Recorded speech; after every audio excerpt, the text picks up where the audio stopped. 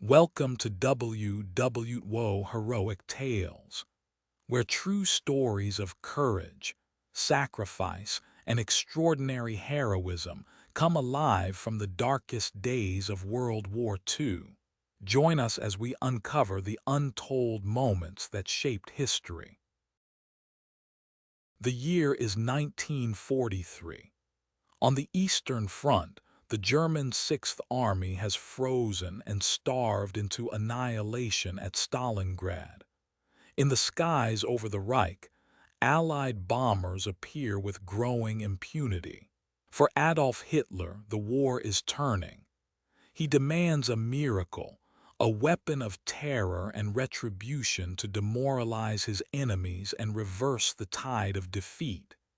He calls for Vergeltungswaffen, or vengeance weapons. The answer to his call is being forged on a remote island in the Baltic Sea. It is a machine of unprecedented power, the Aggregate 4, or a fur rocket.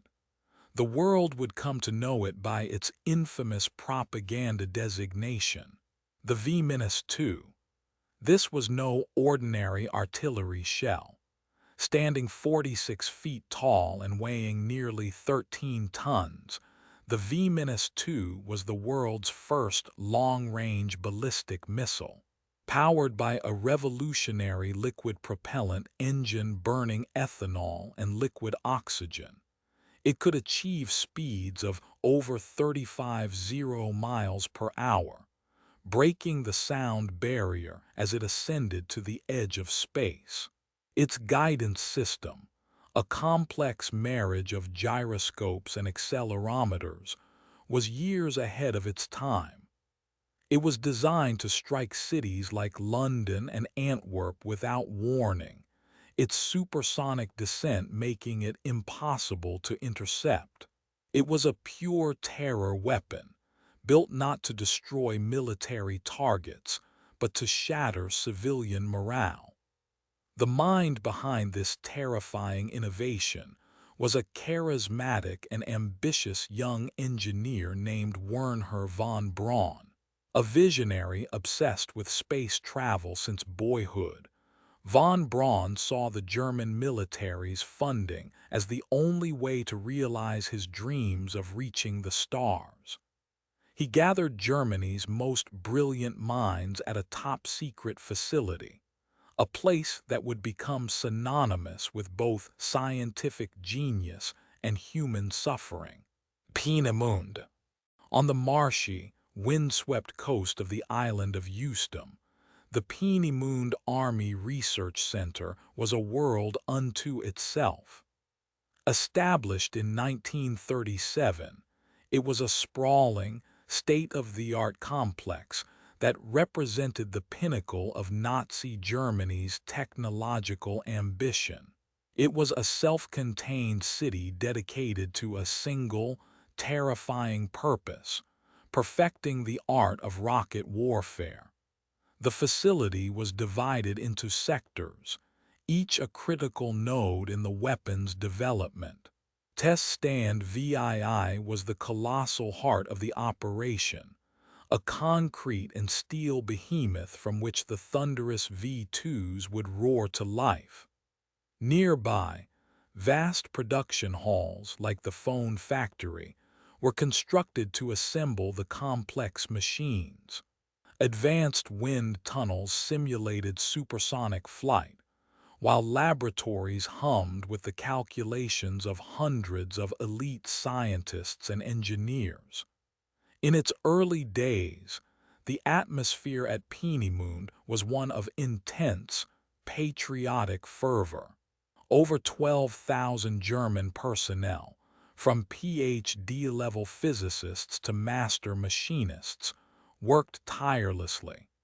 They believed they were crafting the key to Germany's ultimate victory. The air crackled with both scientific excitement and the oppressive weight of military secrecy. Every success was a triumph for the Reich, every failure a setback in the race against time. The early rocket tests were a symphony of fire and failure. Rockets would explode on the launch pad, their volatile fuel mixtures igniting in catastrophic fireballs. Others would veer wildly off course, crashing into the Baltic Sea. But with each attempt, von Braun's team learned, refined, and perfected their creation. On October 3, 1942, they achieved a breakthrough. A V-2 successfully flew 120 miles, reaching the edge of space. The head of the program, Walter Dornberger, famously declared to his team that they had opened the gateway to space. But the demands of total war were beginning to cast a dark shadow over this island of secrets. As German soldiers fell on distant battlefields, the need for labor at home became acute. The purely German workforce at Peenemünde was about to be diluted, replaced by a new, unwilling army of workers whose presence would introduce a fatal flaw into the heart of Hitler's wonder weapon. As the war ground on, the gleaming laboratories and workshops of Peenemünde began to reflect the brutal realities of the Nazi Empire.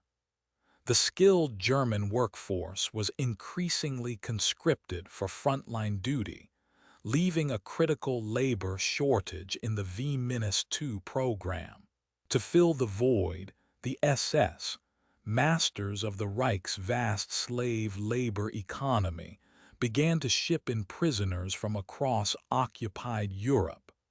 The first arrivals were primarily forced laborers, Poles, Russians, French, and Czechs captured in the wake of the German war machine. They were housed in squalid camps near the high-tech facility, a stark and deliberate contrast that reinforced their subjugation.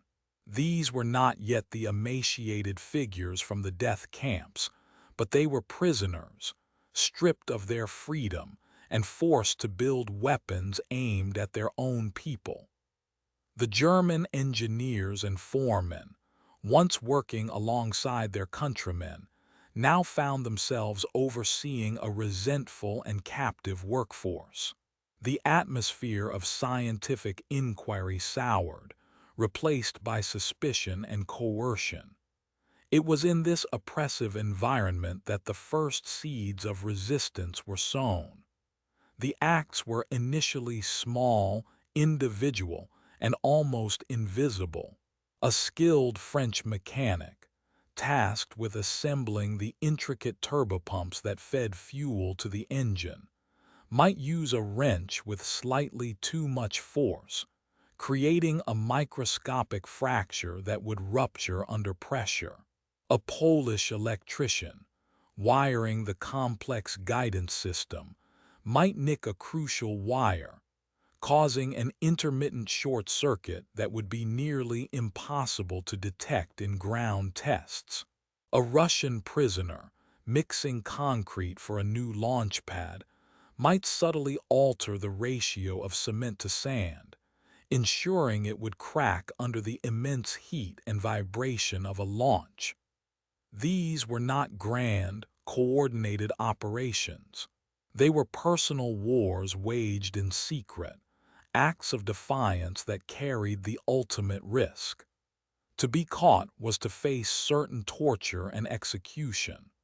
But for these men, it was a way to fight back, to reclaim a fraction of their humanity by introducing chaos into the enemy's most prized creation. They were the first saboteurs, a shadow workforce fighting an unseen battle on the assembly lines of Peenemünde.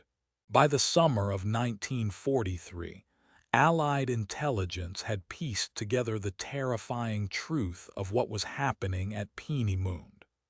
Reconnaissance, photos, and reports from Polish resistance fighters confirmed the existence of a revolutionary new weapon.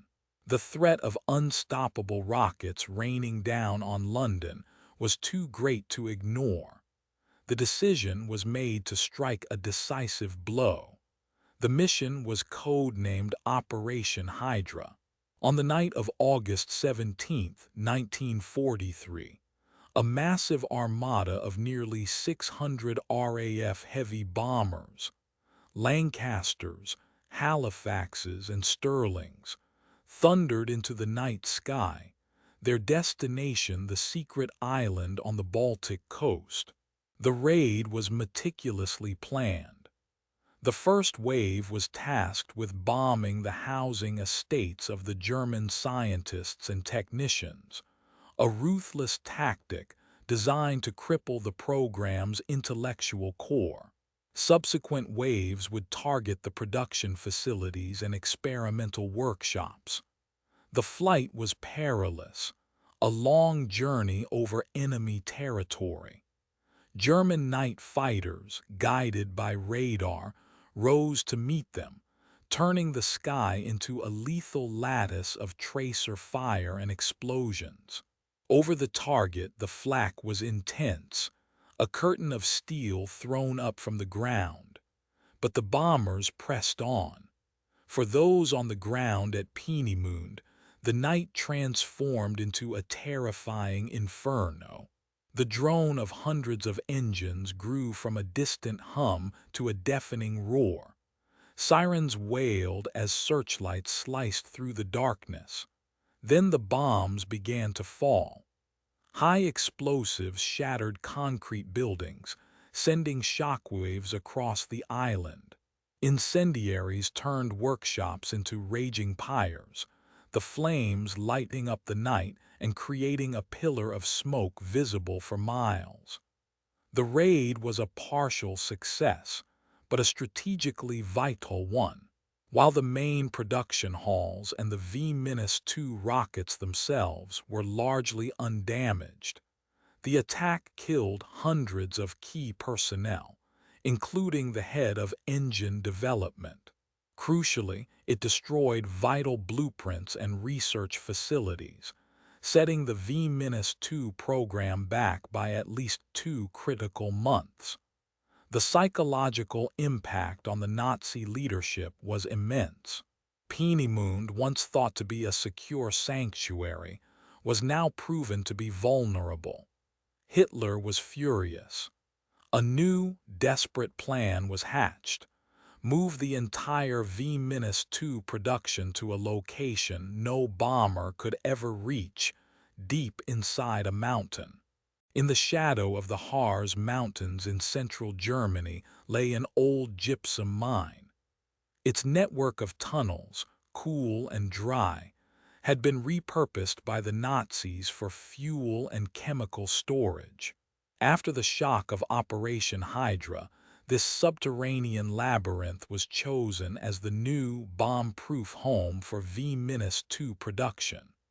It was codenamed Mittelwerk, meaning Central Works. To excavate the vast new factory and then to build the rockets, the SS provided an endless supply of human tools. A new concentration camp, mittelbau-dora, was established nearby, and its prisoners were marched into the mountain to begin their horrifying task. The descent into the Mittelwerk tunnels was a descent into a modern vision of hell. The prisoners, working in grueling 12-hour shifts, never saw the sun. The air was thick with gypsum dust from the constant blasting, coating their lungs and leading to a slow, agonizing suffocation. The only light came from dim, bare bulbs that cast long, dancing shadows, creating a disorienting, perpetual twilight. The noise was relentless. The deafening roar of machinery, the clang of steel on rock, the shouted orders of SS guards and brutal capos. There was no sanitation. The prisoners slept on wooden bunks crammed into side tunnels, often sharing their space with the dead and dying. Disease, tuberculosis, dysentery, typhus, ran rampant in the damp, crowded conditions. Starvation rations, consisting of little more than watery soup and a piece of bread, left the workers as walking skeletons. Yet, under the lash and the gun, they were forced to perform the most demanding physical labor, hauling tons of rock and installing the sophisticated machinery for the V-2 assembly lines. The cruelty was systematic. Prisoners who faltered were beaten mercilessly, sometimes to death. The SS guards took sadistic pleasure in their absolute power. In this abyss of suffering, the very purpose of the camp was a grim irony. Mittelbau-dora became a place where the pinnacle of human intellect, the advanced rocketry of von Braun's team, was built upon a foundation of the deepest human depravity. It was here, in this underground world of darkness and death, that the opportunity for sabotage grew, and the resistance became organized, desperate, and deadly. Within the horrific confines of the Mittelwerk tunnels, an unseen and incredibly courageous war was being waged. The uncoordinated acts of defiance that began at Peenemünde evolved into systematic, organized sabotage. The perpetrators were a diverse coalition of the damned: French political prisoners, Polish engineers, Russian soldiers, and most notably, a highly effective network of between 150 and 200 Jewish prisoners who understood this was their final battlefield. Their methods were as ingenious as they were subtle, designed to pass the stringent inspections of German foremen, while ensuring catastrophic failure at the most critical moment. On the main assembly line, where the massive rocket sections were joined, a saboteur might use a wrench to carefully loosen critical screws on the fins or servo motors, just enough so that the intense vibration of launch would shake them completely free, sending the missile into an uncontrollable spin. Welders tasked with sealing the fuel tanks would deliberately create cold welds, welds that appeared solid on the surface but lacked deep penetration. Under the immense pressure of the liquid oxygen, these seams would burst, either on the launch pad or mid-flight. The V-2's guidance system, its electronic brain, was a prime target. A prisoner with access to the wiring harnesses might use a sharpened fingernail to scrape away the insulation on two adjacent wires, creating a short circuit that would activate when the rocket was powered up. Others would painstakingly swap properly labeled wires, ensuring the gyroscopes would send fatally incorrect commands to the steering vanes. One of the most effective and undetectable methods involved contaminating components. A small amount of sand or metal filings, dropped into a bearing for the high-speed turbopump, would cause it to seize in seconds. A prisoner might urinate into a batch of the sensitive peroxide used in the steam generator, chemically altering it to cause an explosion. They played a deadly game of cat and mouse. Workers would swap parts from different batches, mislabel components, or use materials they knew to be of a weaker grade. Every action was a calculated risk. Discovery meant a slow, agonizing death. The SS guards and their capo enforcers were a constant, brutal presence. Yet, the saboteurs communicated through coded signals, whispers, and knowing glances, coordinating their efforts to cripple the production line. This was resistance in its purest form, a fight waged not for territory or glory, but for the simple, profound purpose of ensuring that the weapons they were forced to build would never reach their intended targets. The German engineers and military officials overseeing the V-2 program were not oblivious to the problems plaguing their wonder weapon. As rockets began to fail at an alarming rate, some exploding spectacularly on the launch pads in Holland, others veering off course to crash harmlessly into the North Sea, it became clear that these were not mere production errors. This was deliberate. Wernher von Braun and his senior staff were acutely aware of the sabotage. In reports, they complained of the poor quality of the prisoner workforce, but they knew the truth was more sinister. The pressure from Berlin was immense, and any admission of an inability to control their own factory was unthinkable. The response from the SS, who ran the camp, was swift and savage. The hunt for saboteurs began. The Gestapo moved into the tunnels, conducting surprise inspections and interrogating prisoners.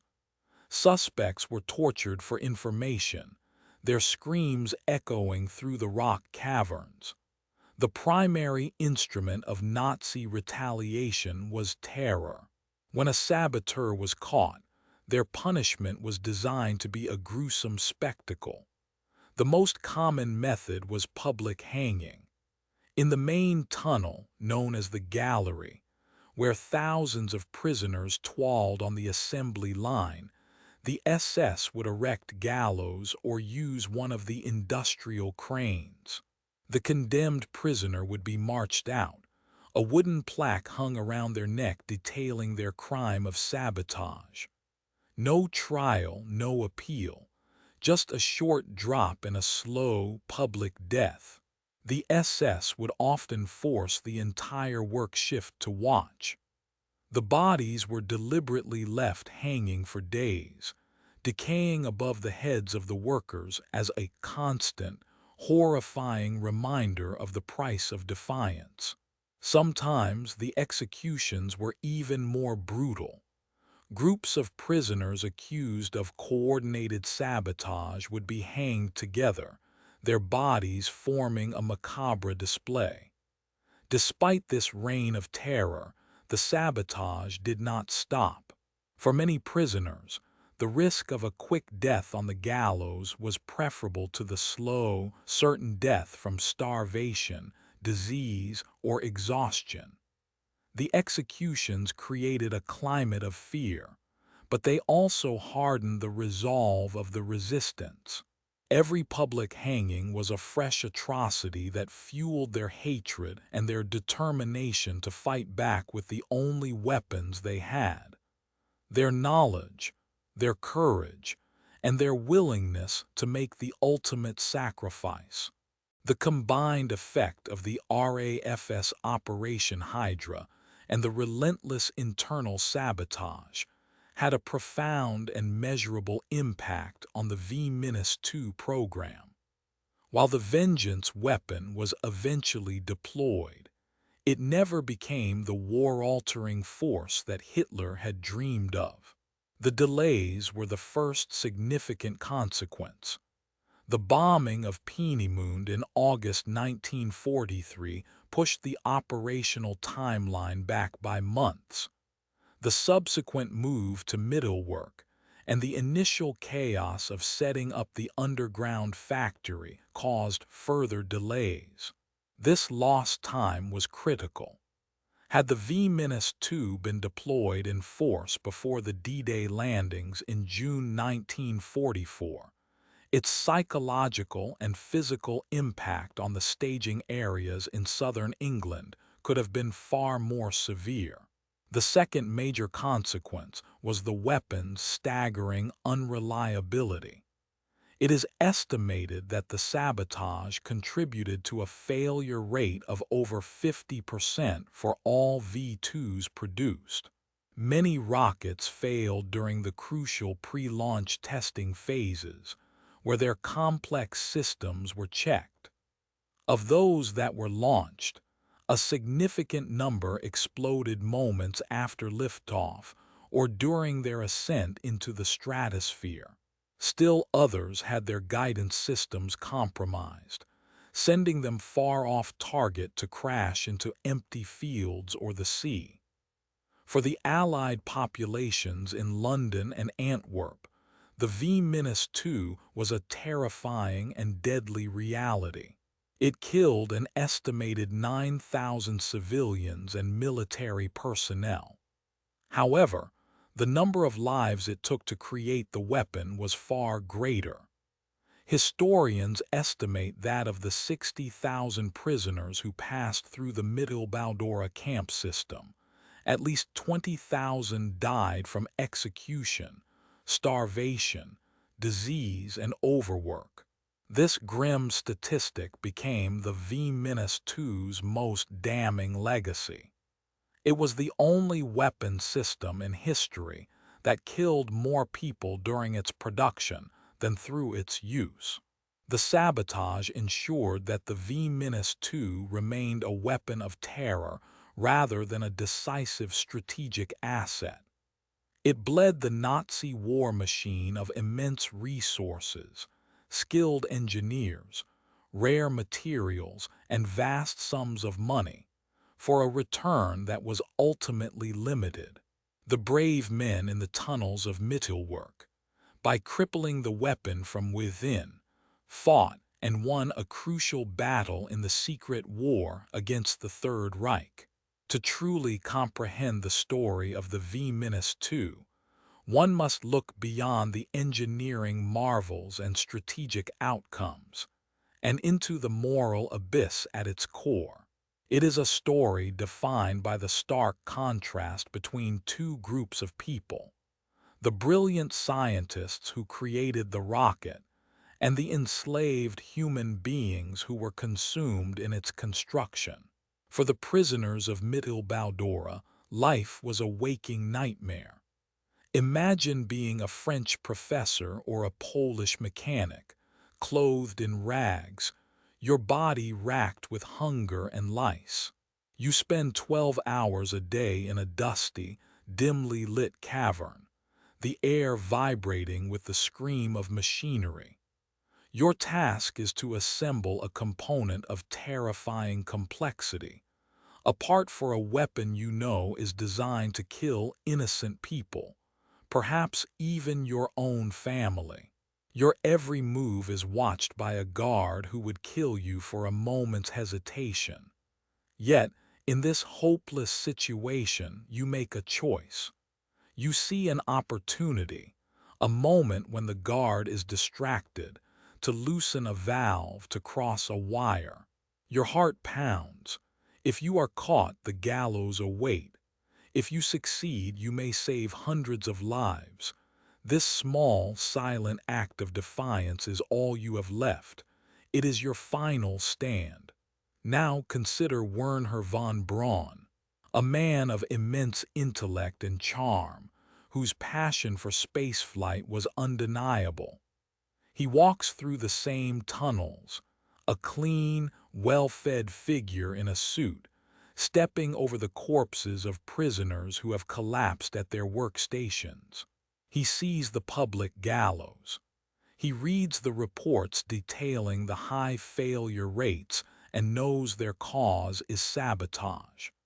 He is not a peripheral figure.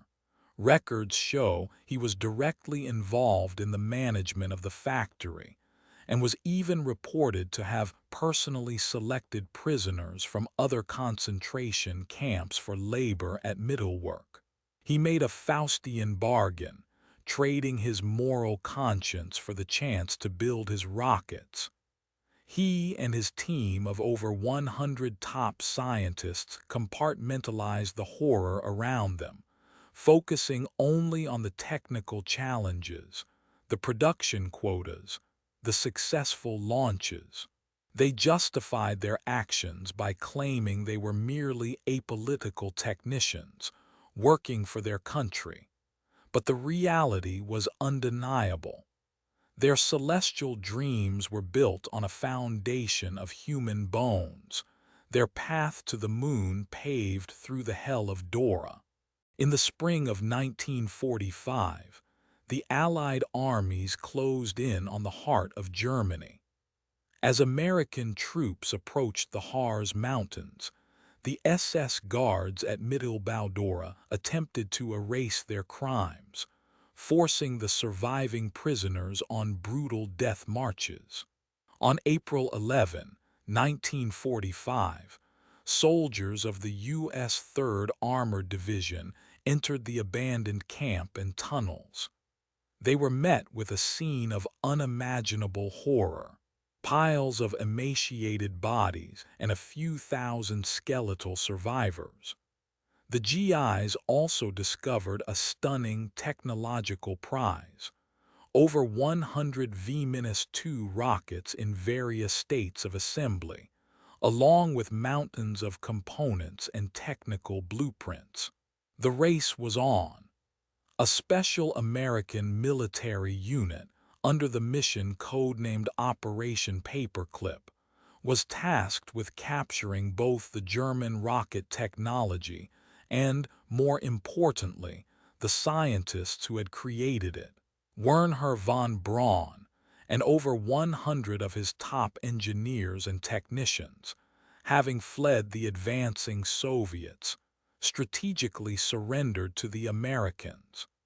In the geopolitical calculus of the nascent Cold War, their scientific genius was deemed more valuable than their complicity in Nazi war crimes.